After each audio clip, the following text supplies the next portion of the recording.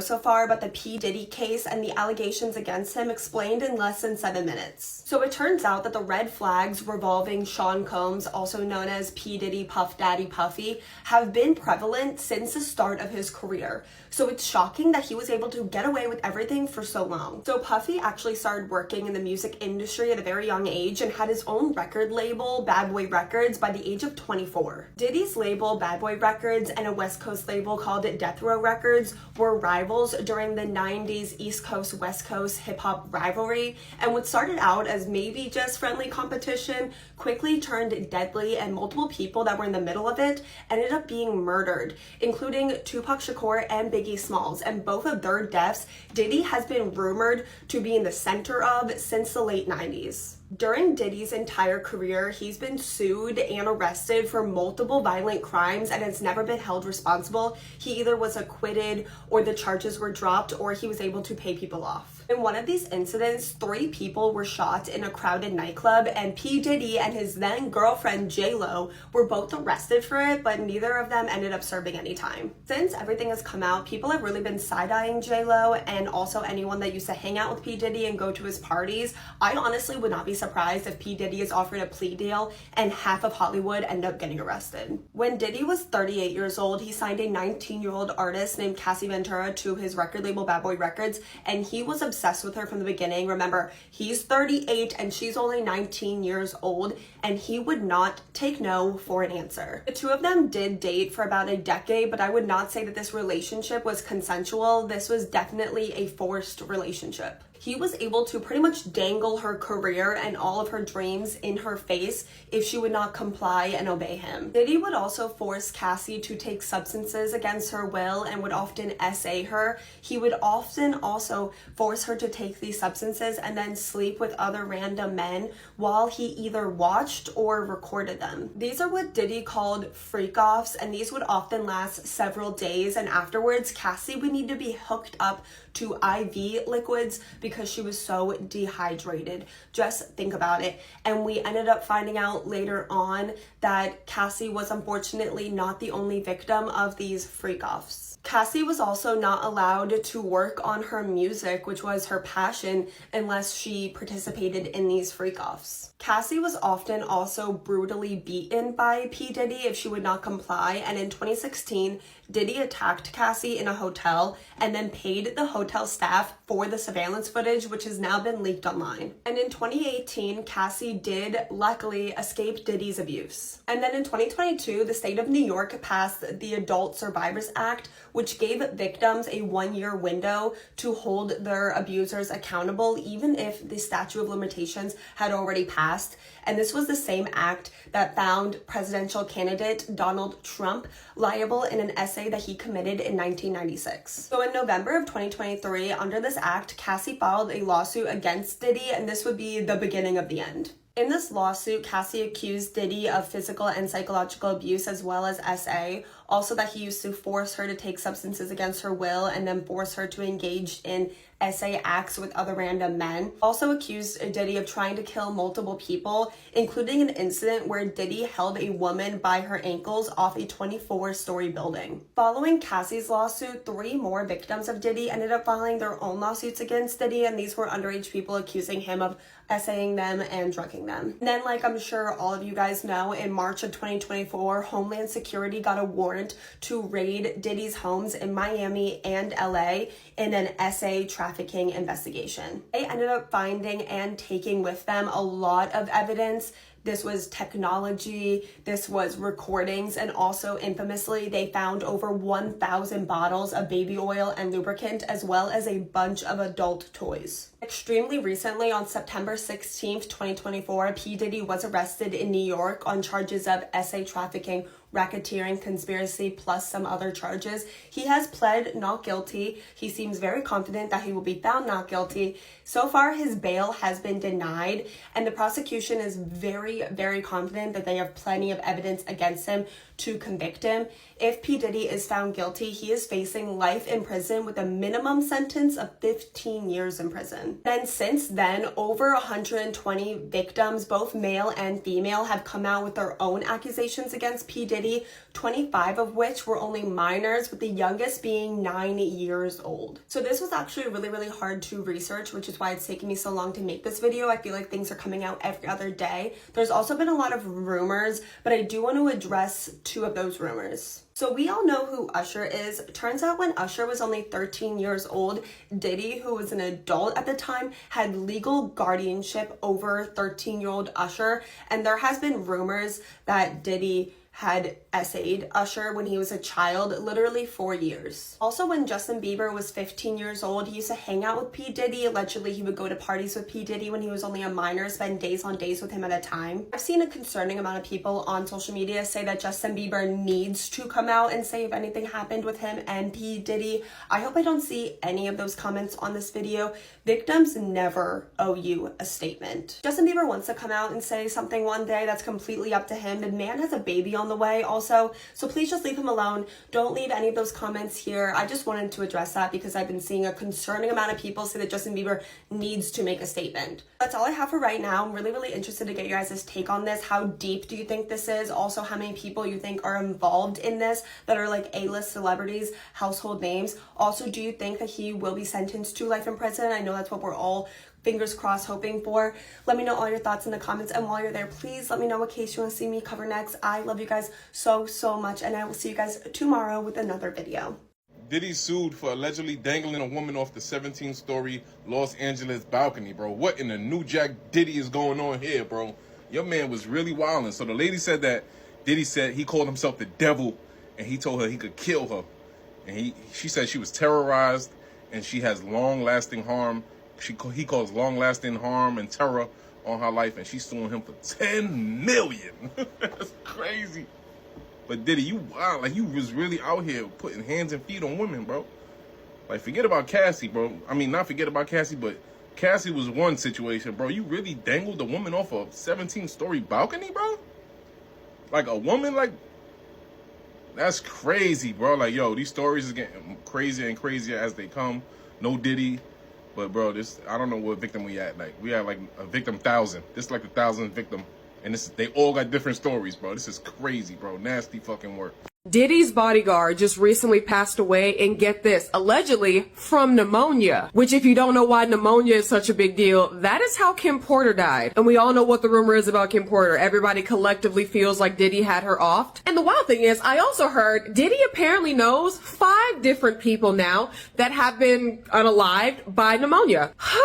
The real big kicker about his bodyguard passing away is the fact that he passed away recently after coming to the internet to basically announce that, oh yeah, Diddy wanted to have Biggie unalived. Why would he just all of a sudden be unalived by pneumonia, which is the same thing that unalived Kim Porter? This is crazy. And what's even crazier is if you go online and type in Uncle Ron passing away, there's going to be no results, really. There's like no results that are there's no news stories that are reporting on this.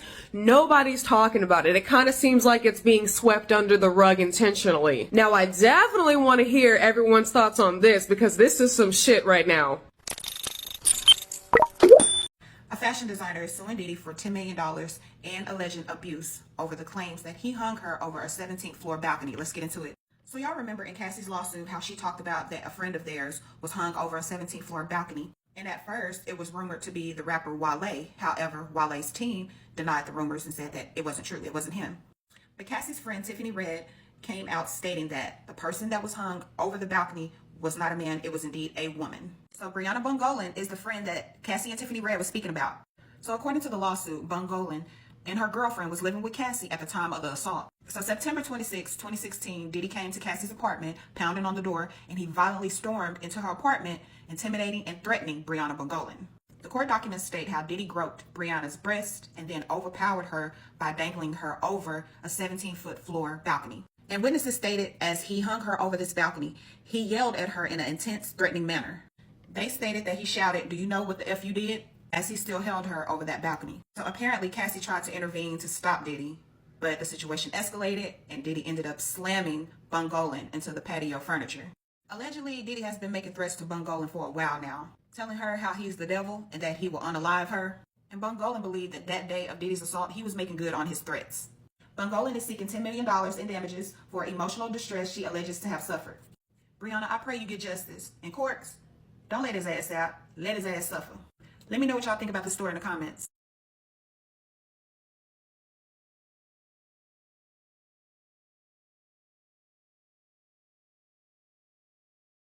First, P. Diddy gets denied bail. Now he's hit with a $10 million lawsuit claiming that he dangled a woman 17 stories in the air. Let's get into it. The woman that is being alleged that had been dangled off the 17 stories, her name is Brianna, aka Bana Bungolan, and she filed a 17-page lawsuit in Los Angeles against P. Diddy, alleging battery, infliction of emotional distress, and false imprisonment.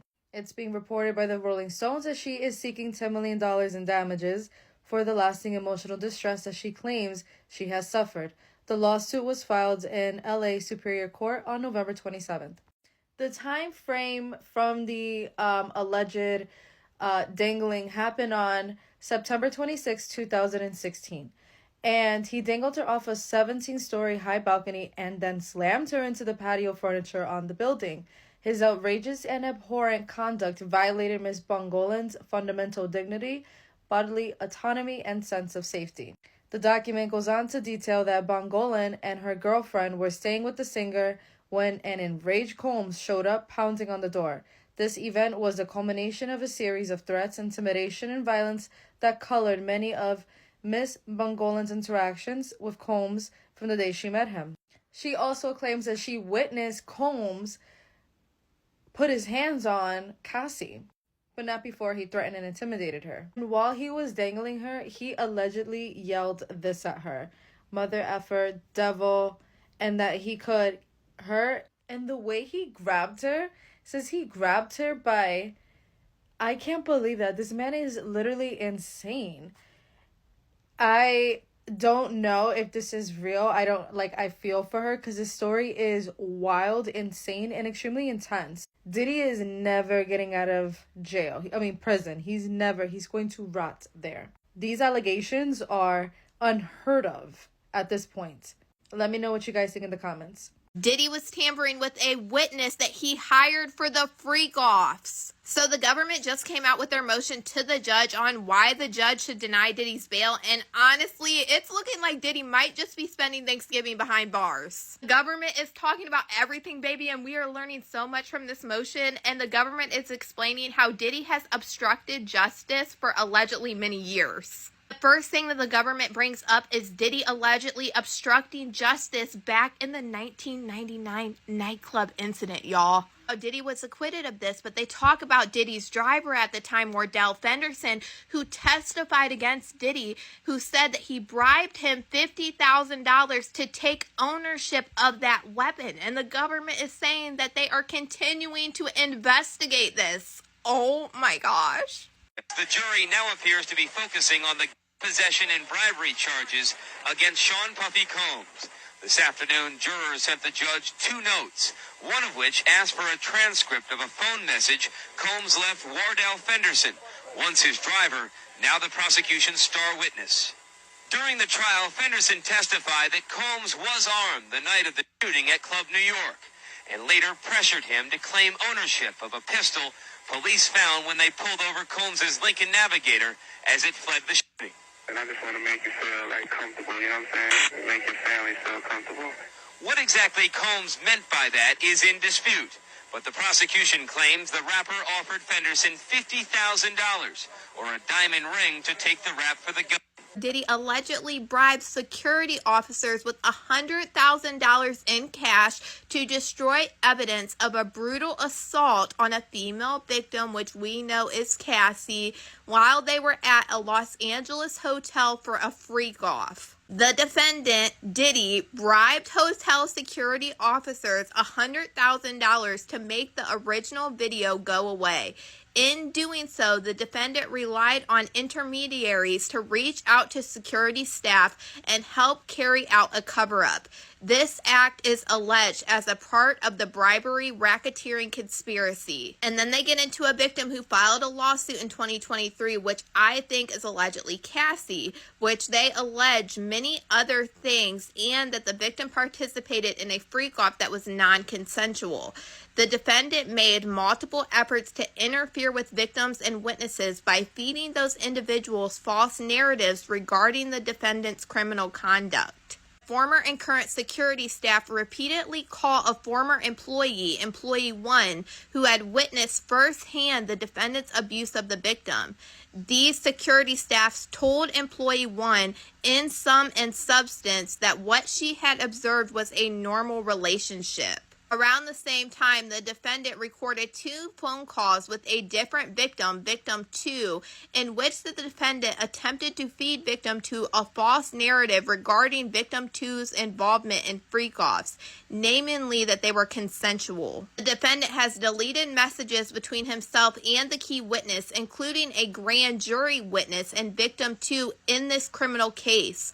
One of those witnesses, Witness 1, is a male commercial worker who participated in freak-offs and received a grand jury subpoena during this investigation. I remembered hearing in the news that there was a worker that came forward against Diddy claiming that he was in that hotel room with Cassie and Diddy when she was trying to escape Diddy, and he allegedly even gave video evidence over to the feds. Now we have them confirming that he is victim number 1. Prior to the bail hearing before Judge Carter, the defendant said that he would not reach out to grand jury witnesses. It became clear that the defendant has done just that. Phone records and electronic evidence devices show the defendants contacted Witness 1 repeatedly leading up to and after his appearance in the grand jury. Then the defendant apparently deleted the messages from his phone. There were further communications and there were text messages through this entire period, including August 2024, that were deleted.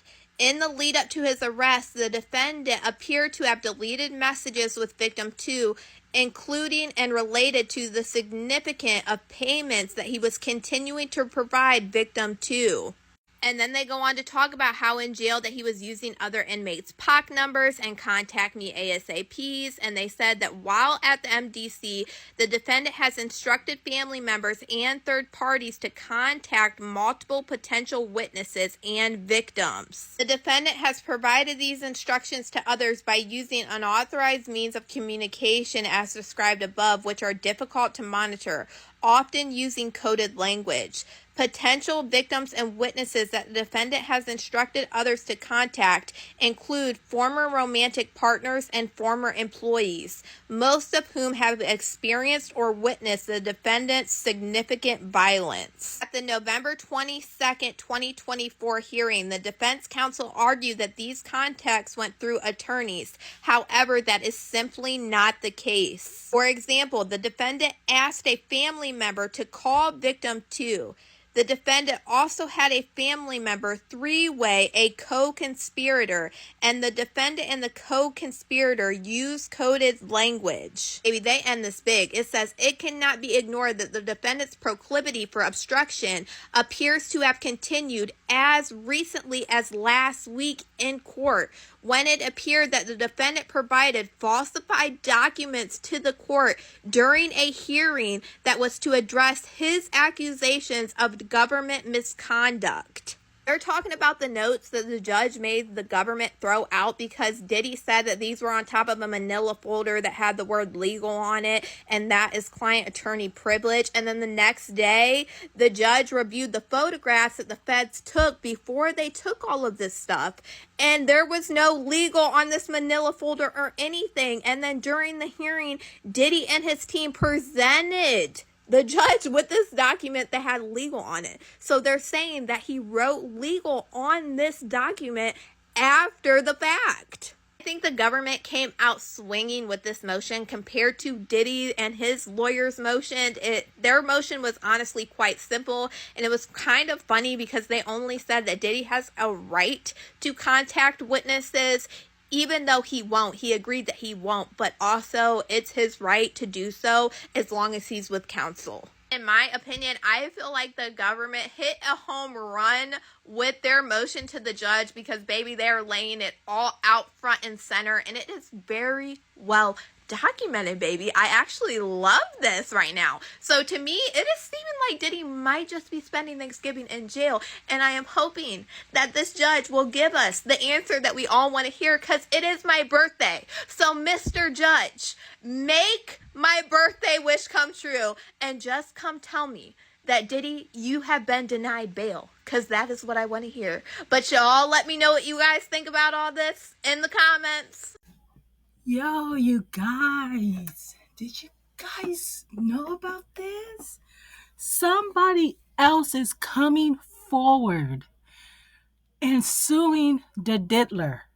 I can't believe that's his name.